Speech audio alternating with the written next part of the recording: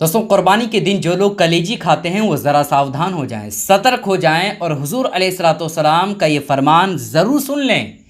چونکہ دوستوں، بہت سارے لوگ یہ کہتے ہیں کہ کلیجی کے اندر چونکہ خون ہوتا ہے، اس وجہ سے کلیجی کھانا ناجائز اور حرام ہوتا ہے۔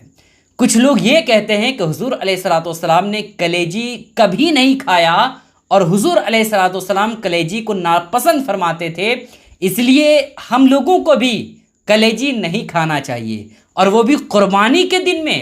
نہ کلیجی ہرگز نہیں کھانا چاہیے۔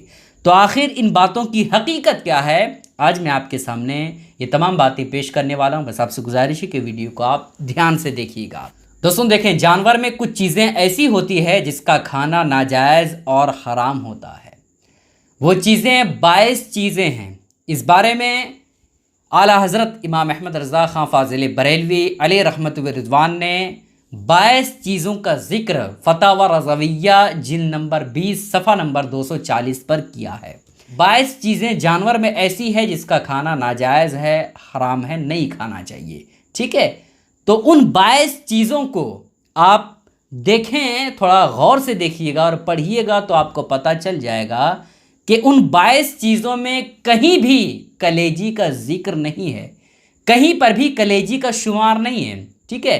تو جو لوگ یہ کہتے ہیں کہ کلیجی کھانا ناجائز اور حرام ہے، یہ سراسر غلط ہے، ٹھیک ہے۔ چونکہ جن چیزوں کا شمار اعلیٰ حضرت امام احمد رضا خان فاضل بریلوی علیہ رحمت و رضوان نے حرام چیزوں میں شمار کیا ہے، ان چیزوں میں کلیجی ہے ہی نہیں ہے، ٹھیک ہے۔ اور صرف اعلیٰ حضرت ہی نہیں بلکہ جتنے بھی مفتیان کرام ہیں، علماء کرام ہیں، کسی نے بھی کلیجی کو ناجائز اور حرام قرار نہیں دیا ہے، ٹھیک ہے۔ اب آپ کو ان لوگوں کے بارے میں بتا دیتے ہیں جو لوگ کہتے ہیں کہ کلیجی کے اندر خون ہوتا ہے جس کی وجہ سے کلیجی کھانا ناجائز اور حرام ہوتا ہے۔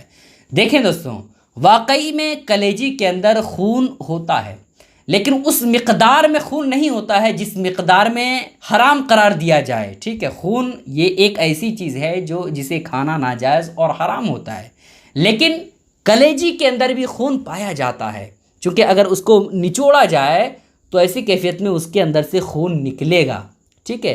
تو کلیجی کے اندر جو خون پایا جاتا ہے وہ اس مقدار میں نہیں ہے، یا اس طرح کا خون نہیں ہے کہ جسے کھانا ناجائز اور حرام ہوتا ہے، ٹھیک ہے۔ اگر آپ گوشت میں بھی نچوڑیں گے زور سے اور اس کے اندر خون تلاش کریں گے تو گوشت کے اندر بھی خون نکلے گا، ٹھیک ہے۔ تو ایسی کیفیت میں آپ کے حساب سے گوشت بھی ناجائز اور حرام ہو جانا چاہیے۔ تو بھائی کلیجی کے اندر یا گوشت کے اندر جو خون پایا جاتا ہے وہ تھوڑی مقدار میں پایا جاتا ہے، جو بننے سے پہلے دھونے کے بعد صاف ہو جاتا ہے اور تھوڑا بہت اس میں رہتا ہے، تو اسے کوئی دقت نہیں ہے، ناجائز اور حرام نہیں، ٹھیک ہے۔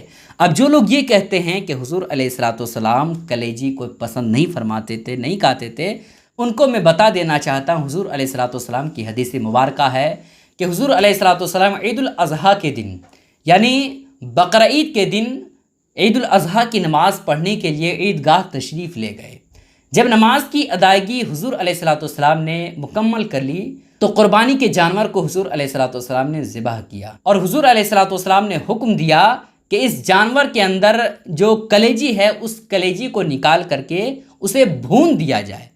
تو بھوننے کے بعد حضور علیہ الصلوۃ والسلام کے سامنے پیش کر دیا گیا، تو حضور علیہ الصلوۃ والسلام نے اسے شوق کے ساتھ تناول فرمایا، ٹھیک ہے۔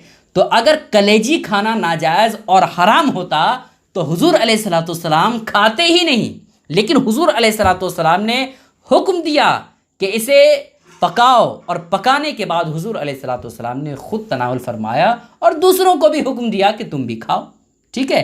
تو کلیجی کھانا یہ بالکل درست ہے، ناجائز اور حرام نہیں ہے، کسی بھی طرح سے کوئی دقت نہیں ہے، ٹھیک ہے۔